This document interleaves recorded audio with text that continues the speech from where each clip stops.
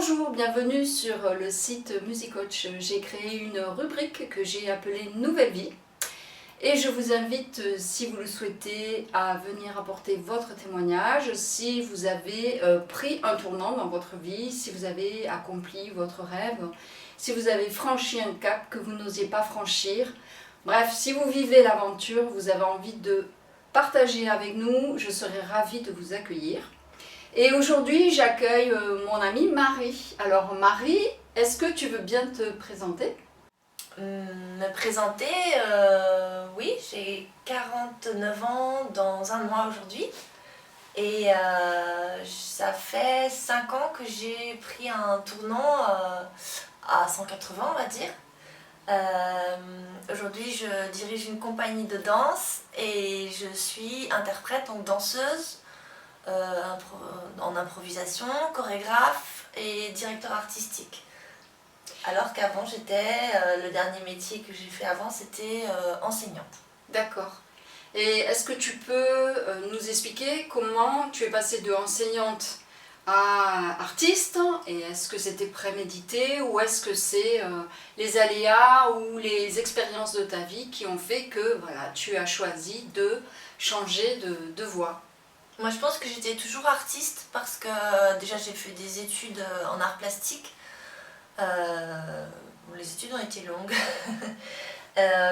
Et après, je suis devenue enseignante parce que les deux m'intéressaient, l'enseignement et la création. Je ne savais pas vraiment choisir, mais il y a eu quand même un choc dans ma vie qui a fait qu'à un moment donné, j'ai fait des choix, on va dire, plus drastiques.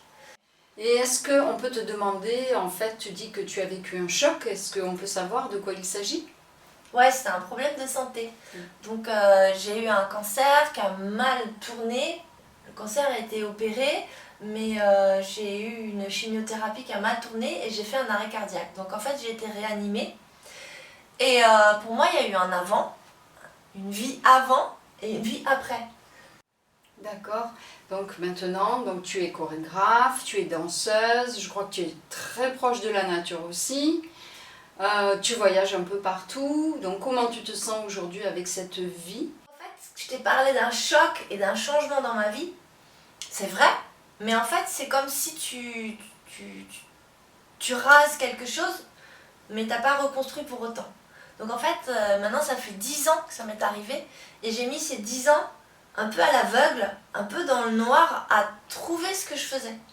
La peinture, la danse, avec la médecine chinoise, accompagnée par quelqu'un, le coaching, et toutes ces choses-là, puisque j'avais plus de traitement possible, m'ont apprise que en fait ça pouvait être traitement, mais pour ce qui est des arts, ça pouvait être aussi ma voix. Marie, pour toi, il y a eu un choc qui a été très fort, mais les rêves que tu forgeais étaient là déjà installés depuis longtemps. Et c'est peut-être ce qui t'est arrivé qui a déclenché le passage à l'acte. Est-ce que tu penses qu'il faut une raison forte, un déclencheur justement pour passer à autre chose, ou est-ce que voilà, il suffit juste d'être déterminé et volontaire pour pouvoir aller sur une autre voie si nécessaire? Il suffit en fait de se dire, pour moi ça a du sens, je pense. Et quand une personne se dit, bah c'est ce rêve-là, ça y est, je le tiens, que j'ai envie de poursuivre, je pense qu'il ne faut pas hésiter. Parce que souvent, on a tendance, j'imagine ça chez les gens, mais je le vois chez moi, à mettre un peu ses rêves de côté et à se dire, soit plus tard, soit oui, mais là, j'ai pas forcément envie d'installer ça dans ma vie. Et puis c'est ce que je te disais, une prise de risque. À un moment donné, il faut savoir mettre des choses derrière, mettre des choses de côté, ou même tourner la page. Moi, ce que je te disais aussi, c'est que j'ai démissionné de l'éducation nationale, donc un travail sécurisé, où je pouvais élever mes enfants avec les congés scolaires et j'avais pas de soucis, il y avait un confort qui était difficile à quitter. Mais sans le fait de quitter ce confort-là, il n'y a pas de progrès possible, il n'y a pas de tentative et il n'y a pas d'expérience. Et moi je crois que la vie, pour aller vraiment tester ses rêves, passe par l'expérimentation. En fait, dans les expériences qu'on mène, dans les aventures qu'on met en place, là on se trouve soi-même en fait. Et donc c'est en même temps le but, parce que le but c'est de se connaître et puis de savoir qu'est-ce qu'on a envie de faire. Et surtout, parce que quand on se connaît, qu'est-ce qu'on fait? On apporte aux autres. C'est pour ça qu'on fait ça, hein. On fait pas ça pour se regarder le nombril, quoi. Sinon ce serait triste et puis ce serait chiant surtout. Mais pour ça, il faut le confronter à la réalité, sinon ça reste du rêve, du fantasme et on formalise jamais rien. Ce qui est bien dans une vie, c'est d'apprendre à se connaître et de donner du sens à nos actions. Après, les expériences que tu vas vivre vont nous permettre de savoir qu'est-ce qui nous parle le plus, qu'est-ce qui nous anime le plus, qu'est-ce qui se rapproche le plus de nos valeurs. Tu disais, si je n'apporte pas aux autres, il n'y a pas de sens à ce que je fais.